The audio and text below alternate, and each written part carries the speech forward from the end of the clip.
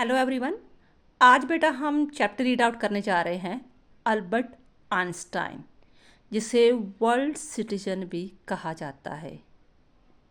मुझे लगता है 99% सभी को पता है कि अल्बर्ट आइंस्टाइन कौन थे, क्या उसने थ्योरी दी थी, क्या दुनिया के लिए उसने काम किया था। नहीं तो कम से कम सभी को ये तो पता ही है ना कि जो वो बहुत ग्रेट साइंटिस्ट थे। लेकिन फिर भी कुछ ऐसे सीक्रेट राज हैं, या कह लो उसकी पर्सनल लाइफ के ऐसे सीक्रेट्स हैं जो हमें पूरी प्रॉपर नहीं पता। जब हम इस चैप्टर को रीड आउट करेंगे तो हम उसके पर्सनल लाइफ के पॉइंट ऑफ व्यू को भी देखेंगे कि उसकी पर्सनल लाइफ कैसी थी और उसका दुनिया के प्रति क्या नज़रिया था। क्या सचमुच ही वो जो न्यूक्लियर बॉम्ब बनाना चाहता था, क्या वो चाहता था कि हाँ इस बॉम्ब के बनाने से दुनिया का नाश हो, या जब जो थ्योरी रिलेटिविटी दी थी उसका क्या इफ़ेक्ट पड़ा हो। ठीक है, तो वो सारी चीज़ें हम जो है जहाँ चैप्टर पर जो फाइंड आउट करेंगे। फर्स्ट ऑफ ऑल कहते हैं Albert Einstein undoubtedly the greatest scientist of the 20th century was born on March 14, 1879 in a German city। हमें ये पता होना चाहिए कि वो एक्चुअली जर्मन का था। ठीक है, तो वो कौन से हालात थे, कौन सी कंडीशन थी, ऐसी सिचुएशन थी जिससे अपने जर्मन को छोड़कर, देश को छोड़कर उसे अमेरिका जाना पड़ा। तो क्या वो सीधा डायरेक्ट अमेरिका गया या किसी और देश में भी पहले उन्हें स्टडी के लिए मूवमेंट की, ये सारा कुछ देखेंगे। Once again, Albert Einstein, undoubtedly the greatest scientist of the 20th century, was born on March 14, 1879, a German city. A little freakish by temperament, Einstein often clashed with his teacher. He was highly gifted in the mathematics and physics. He graduated at the age of 21. In 1902, he got a job as the technically expert in the patent office in Bern. Here is he know not only the assess the inventions of the other scientists, but also develop his own ideas. In 1905, he published in quick succession for research paper about light, the motion of particles, the electrodynamics,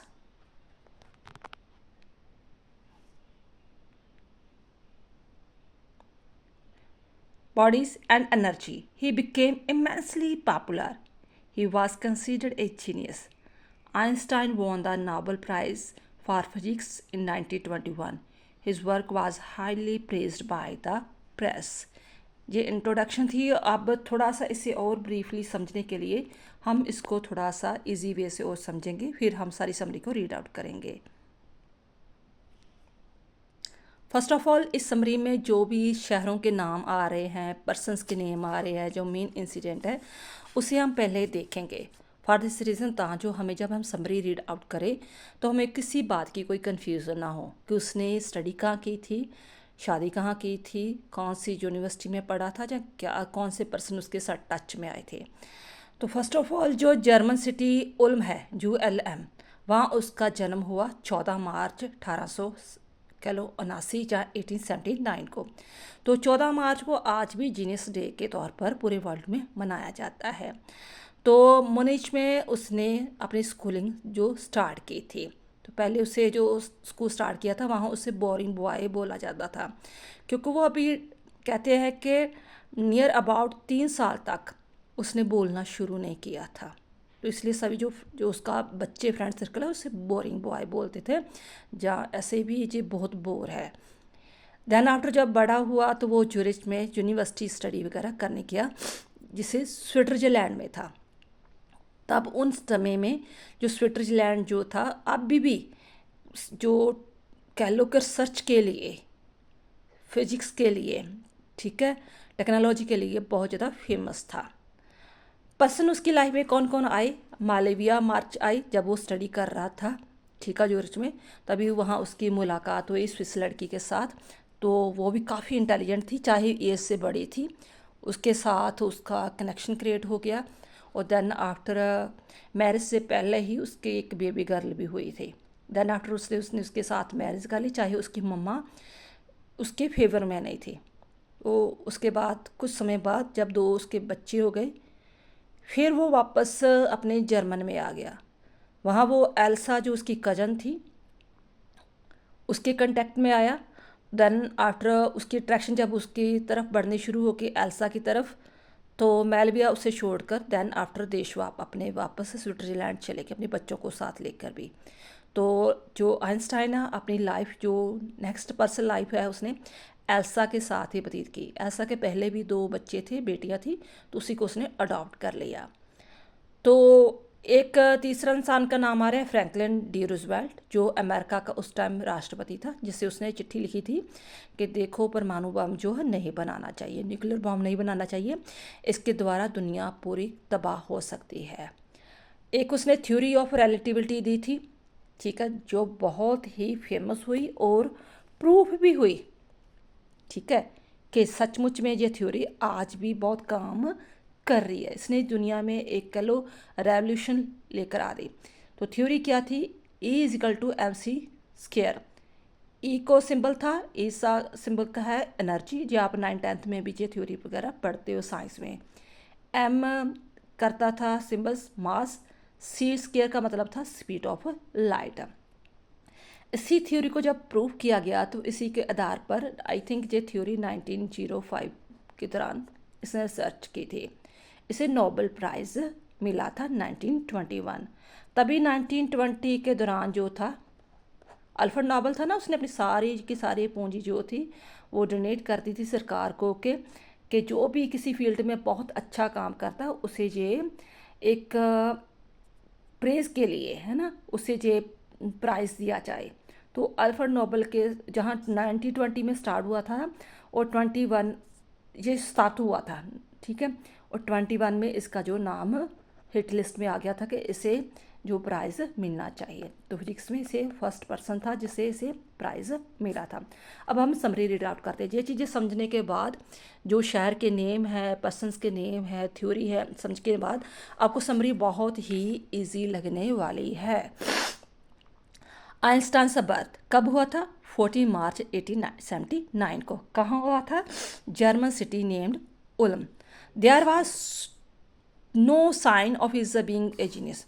starting में कुछ ऐसा नहीं लगता था कि वे बच्चा बड़ा होकर बहुत जीनियस बनेगा, कुछ ऐसा कोई साइन नहीं था। His mother regarding him as a freak. उसकी मम्मा तो उसे कहती थी कि ये थोड़ा अलग ही टाइप का बच्चा है। He was unable to speak even at the age of 2.5।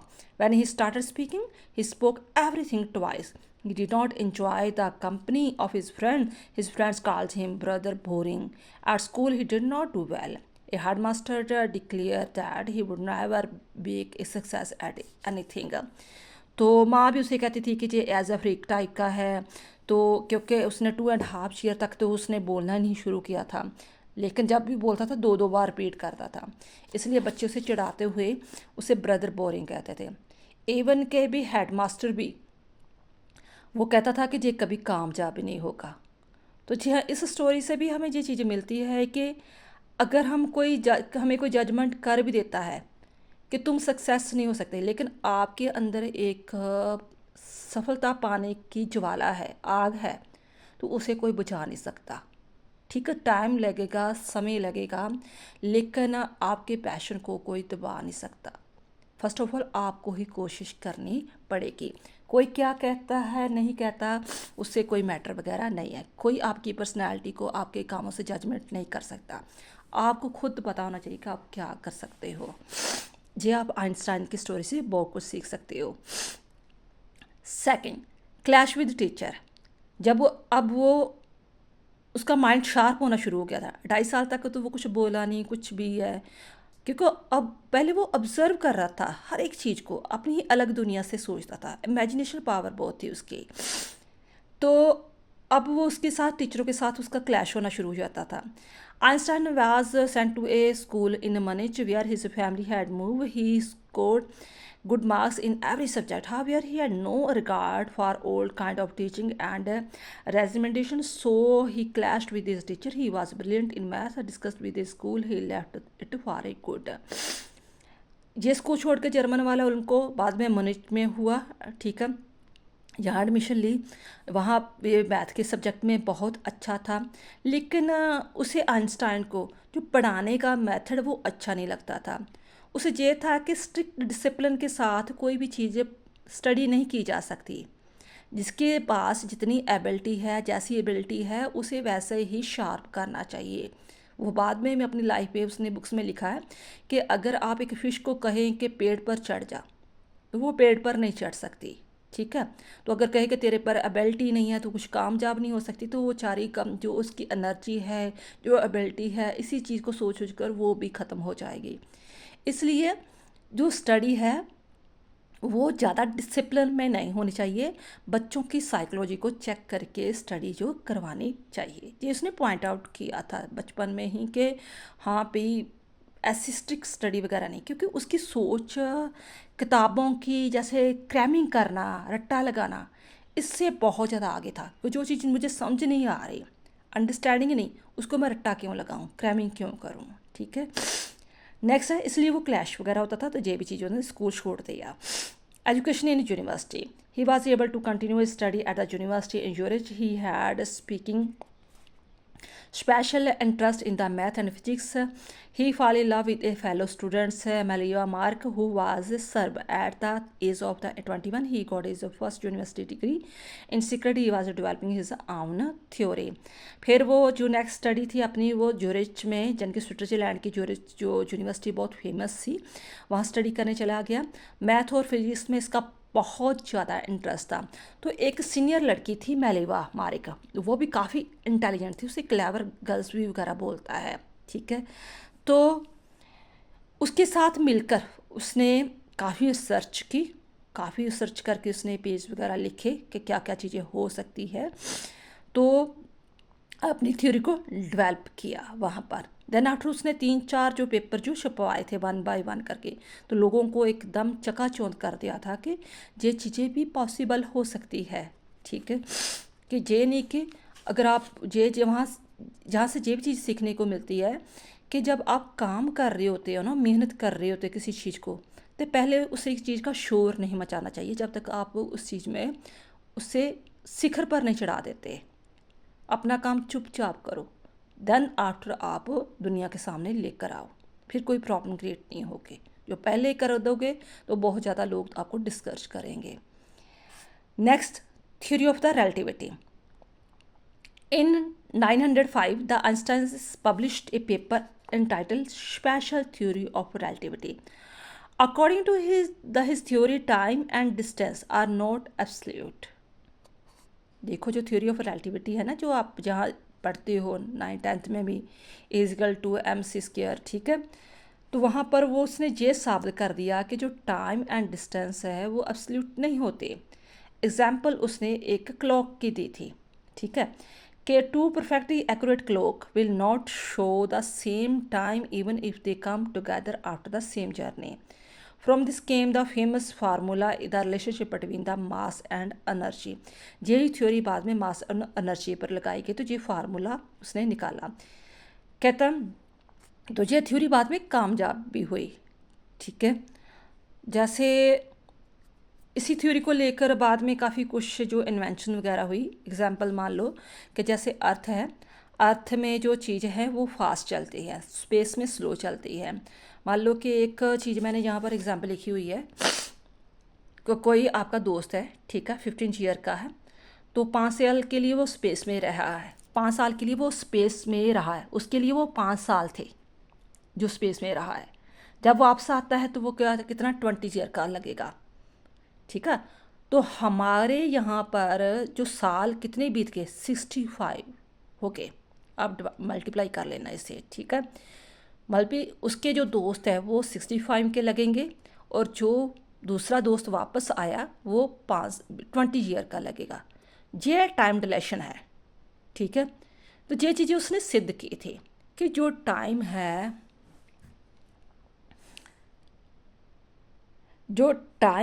और जो डिस्टेंस है, ठीक है, आर नॉट एब्सोल्यूट। ये चीज़ें हर थां पर बाद में उस चीज़ को वेरीफाई किया, उस चीज़ को अप्लाई किया गया, इस थ्योरी को। आइंस्टाइन का personal life. Einstein was working on the most difficult problem of physics. His personal life was ill at age. His mother opposed his marriage to the Maria Mark because she thought she was too old for him. However, Einstein and Maria Mark got married and had two sons, but their marriage failed and they were divorced in 1919. Einstein married his cousin Elsa the same year. Personal life में बहुत सारी rumours वगैरह भी है उसकी कि पहले तो कि जब वो स्टडी कर रहा था यूनिवर्सिटी में तभी वो जो स्विट्ज़रलैंड की लड़की थी सर्ब की उससे बड़ी थी काफ़ी एज से उसकी तरफ अट्रैक्ट हो गया था उसके साथ बाद में मैरिज से पहले ही क्योंकि ये यहूदी था ये चीज़ें अलाउ नहीं थी कि आप मैरिज से पहले ही आपका कोई बेबी हो जाए तो मलीवा जो प्रेग्नेंट हो गई थी तो देन आफ्टर अपने देश में जाकर कहीं उसने छुप कर कह लो बेबी गर्ल को जन्म दिया ठीक है तो वो एक अब नॉर्मल बच्ची पैदा हुई कुछ कहते हैं कि किसी ने उसे अडॉप्ट कर लिया कई कहते हैं कि वो बाद में मर गई या कुछ भी है ना उसका कुछ जो सही फैक्ट्स वगैरह नहीं पता देन आफ्टर फिर उन्होंने दोनों ने माँ ने विरोध भी किया इस चीज़ का कि नहीं आपकी जमेगी नहीं इस चीज़ में ठीक है एज में काफ़ी गैप है तो इसके कहने के बावजूद भी उसने मलीवा के साथ शादी कर ली 10-12 साल रहे भी इकट्ठे कह लो 2 बच्चे भी हुए देन आफ्टर जब माहौल अच्छा हुआ जर्मन का तो फिर वापस जर्मन में आ गया तो लेकिन जो लड़की थी मलिया मार्क वो इस माहौल से सूटेबल नहीं थी ठीक है सेकंड ये था कि उसे लग रहा था कि जो आइंस्टाइन है वो एल्सा की तरफ जो अट्रैक्ट हो रहा है तो मान लो कि कॉन्फ्लिक्ट्स क्रिएट हुए होंगे पर्सनल लाइफ में तो मैलिवा मार्क अपने बच्चों को लेकर दोनों बेटों को लेकर वापस अपने जो देश है स्विट्ज़रलैंड चले गए तो इधर जो आइंस्टाइन उसे भी कोई इतना फ़र्क नहीं पड़ा उसने एलेक्सा के साथ शादी कर ली चाहे तब वो 40 ईयर का था तो एल्सा के पहले ही ऑलरेडी 2 बेटियां थी तो उसे उसने वैसे ही अडॉप्ट कर लिया ये फैक्ट्स वगैरह है नेक्स्ट है ऑनर विद द यानी कि मालिबा मार्क के साथ उसने डिवोर्स ले लिया तो एल्सा के साथ शादी कर ली honoured with the Nobel Prize In 1915, Einstein published in a general theory of the relativity got world famous and received the Cavendish Nobel Prize in 1921. An eclipse of the sun in 1990 proved this theory was correct. जो उसने 1905 में ही ये theory निकाली थी ना public page में public किए थे देन आफ्टर ये थ्योरी क्लियर हो गई 1915 में ठीक है कि सचमुच में जो उसने थ्योरी ऑफ रिलेटिविटी दी है वो बिल्कुल ही करेक्ट है ये चीज़ प्रूफ हुआ जब कोई एक्लिप्स ऑफ सूर्य ग्रह लगा होगा 1919 में टाइम डिस्टेंस सारा कुछ चेक करके तो जो थ्योरी हुई बिल्कुल सूटेबल हुई तो फिर क्योंकि उसी वक्त जो नोबेल प्राइज़ स्टार्ट हुए थे ठीक है तो आइंस्टाइन का फिजिक्स में सबसे पहला नंबर आया तो उसे नोबेल प्राइज़ क्योंकि एक फील्ड में एक ही बंदे को प्राइज़ दिया जाता है तो फिजिक्स में इसे नोबेल प्राइज़ दिया गया इमिग्रेटेड टू अमेरिका अब उसे अपना देश जर्मन छोड़कर क्यों अमेरिका जाना पड़ा क्योंकि आपको पता है कि जर्मन में हिटलर का राज आ गया था तो हिटलर चाहता था कि सभी लोग नाजी बन जाए नाजी अलग ही अपना धर्म वो चलाना चाहता था